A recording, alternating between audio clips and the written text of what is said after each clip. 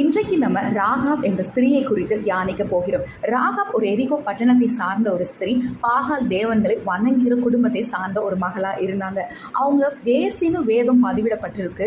ஆனால் அவங்க செய்த 3 காரியங்கள் அவங்களையும் அவங்க குடும்பத்தையும் ரட்சித்தது. முதல் காரியம், சமாதானத்தோடு இஸ்ரவேலின் வேவுக்காரர்களை அவங்க ஏற்றுக்கொண்டாங்க. 2வது, உயர வானத்திலும் பூமியிலும் யெகோவா தேவன் தான் உண்மையான தேவன் என்று அறிக்கை செய்தாங்க. 3வது, யெகோவா தேவன் தான் உண்மையாக தன் குடும்பத்தை ரட்சிக்க முடியும் என்று வேவுக்காரரிடத்தில் தயவை கேட்டாங்க. முடிவில் அவர்கள் எரிகோ முழுவதும் அழிக்கப்பட்ட போது ராகாவின் குடும்பம் மாத்திரம் ரட்சிக்கப்பட்டது.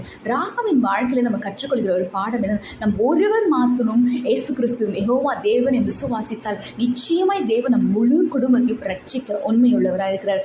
2வது காரியம், வேசியாக இருந்த ராகாவின் குடும்பத்தில் வம்சத்தில் இருந்துதான் இயேசு கிறிஸ்து தோன்றினார்.